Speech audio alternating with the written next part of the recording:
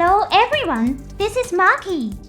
There are many fascinating mobile suits in the Gundam series. But beyond mobile suits, other mobile armor are just as fascinating.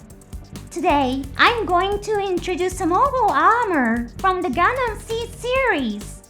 Its name is Möbius. It's the latest weapon of the Earth Alliance, with combat capabilities far beyond conventional weapons. However, due to the coordinator's development of even more advanced and powerful weapons, it tragically became obsolete in a surprisingly short time. It's a weapon with a rather unfortunate history. Now, let's dive into the allure of Möbius. Alright, it's time for you to sort into the Möbius. Hit the subscribe button to activate it. Press the like button to unlock the nuclear missile safety lock. And press the bell button to launch the nuclear missile. For a blue and clean world, the Earth Alliance needs your bravery. I wish you good luck. The Earth Alliance proclaimed itself the ultimate guardian deity, protecting human society centered on Earth. Humanity has expanded into space and established military bases there.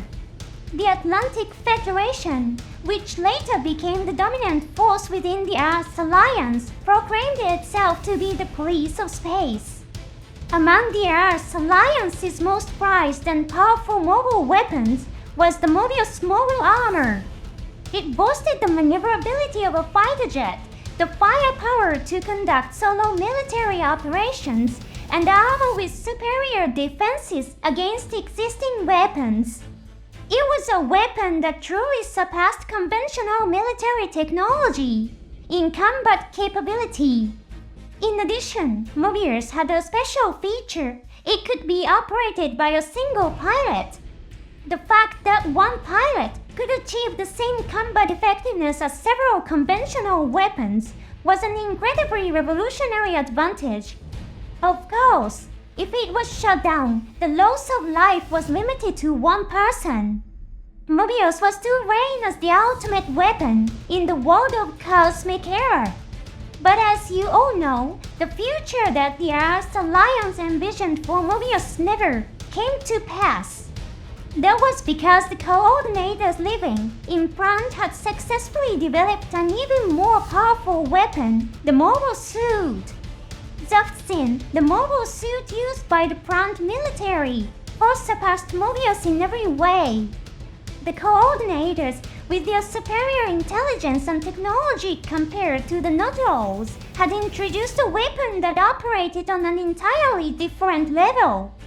The difference in combat power between the Möbius and the Z was estimated to be 3 or even 5 times greater.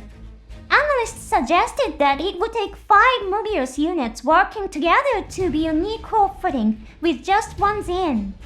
In any depictions and actual battle scenarios, the difference in combat effectiveness appeared to be even greater. It is very likely that these figures do not take into account the skill of the pilots. For example, later in history, Gundam and Zoku Warrior were often described as being almost equal in performance. This was merely the result of analyzing the numerical specifications of the weapons. In real combat, the outcome is greatly influenced by the skill of the pilot. The pilots of the battleship Manava were elite ace pilots in red uniforms. Despite being outnumbered, they managed to destroy a large number of Gundam units. A similar situation can be assumed for Möbius and Zen. Although Möbius is often portrayed as a secondary unit, it still has many aspects worth mentioning. The Möbius is an improved version of the Möbius Zero mobile armor. The distinguishing feature of the Möbius Zero was its wired remote weapons, the gun barrels. However, the number of pilots capable of using this system effectively was extremely limited. As a result, the Möbius removed the gun barrels in favor of more conventional weapons.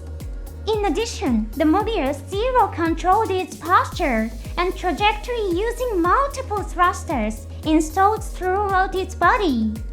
In contrast, Möbius performed combat maneuvers using two large movable thrusters. According to From G Field, a book by designer Mr. Kimitoshi Yamane, the movable thrusters of Möbius were designed based on the structures of mobile suits.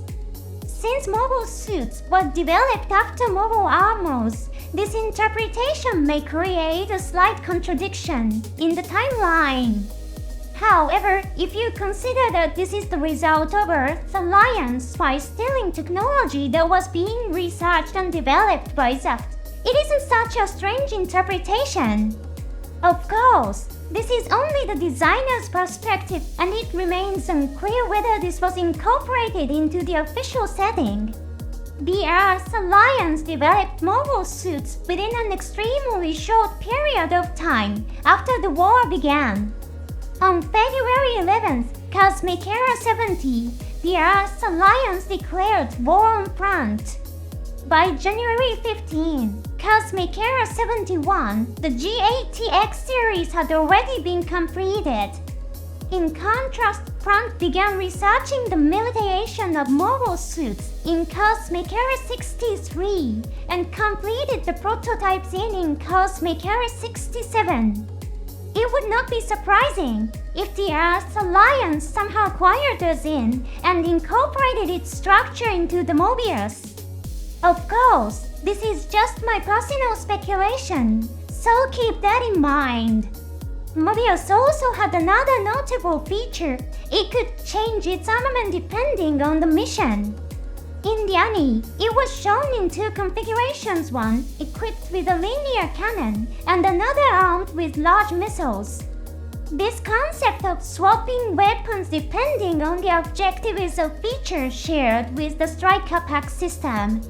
There is no official setting that states a direct technological link between Möbius and Striker Pack. However, it is highly plausible that Möbius served as a reference for the design of the Striker Pack. In order to increase the reliability of their weapons, the Earth's alliance designed the G8TX series to carry not only the latest weapons such as beam rifles, but also conventional armaments. Head-mounted Balkan cannons and missiles were simply existing Earth's alliance weapons, modified for mobile suit use.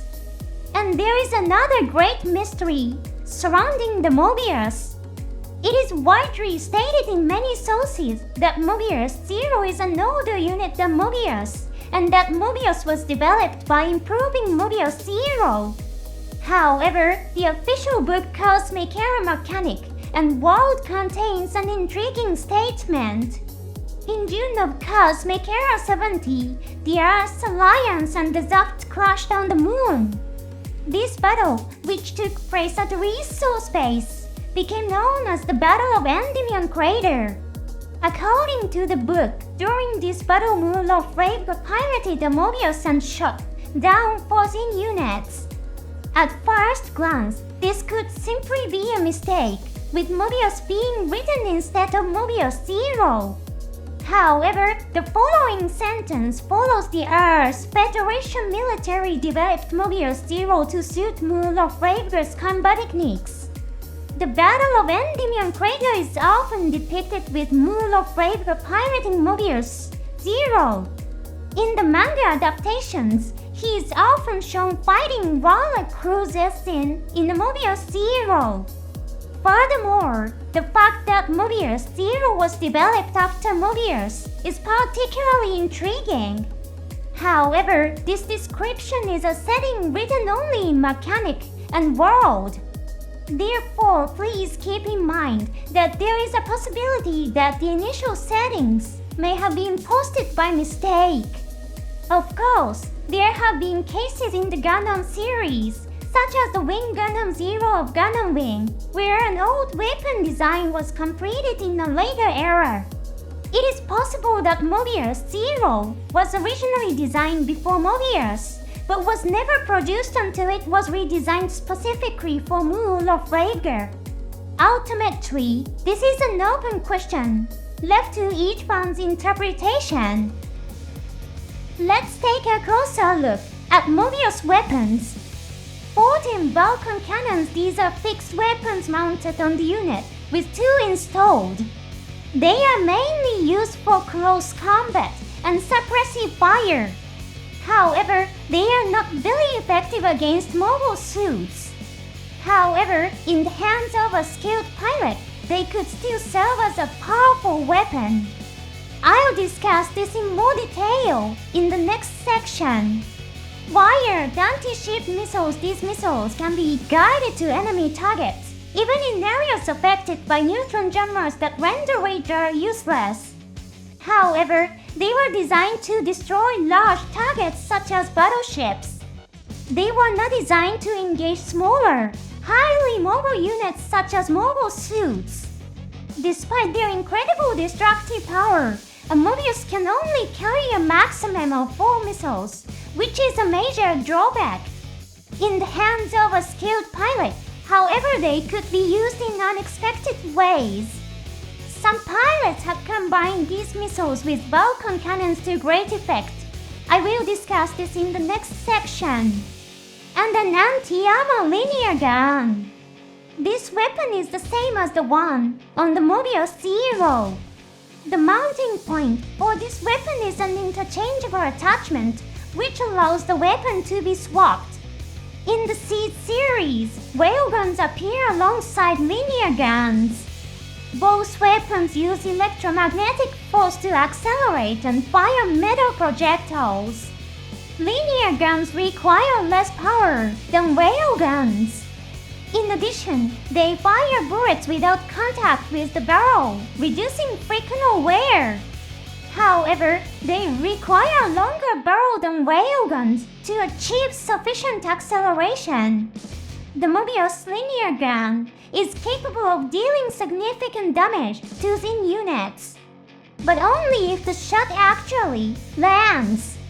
Mobile suits can freely adjust their shooting angles with their arms.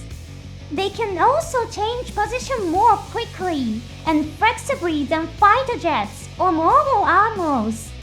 Because the Möbius linear gun is attached to the unit, and because the unit itself maneuvers like a fighter, it takes more time to turn.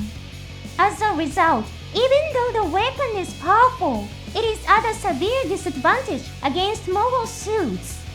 A Möbius equipped with linear guns and anti-ship missiles is classified as a normal type.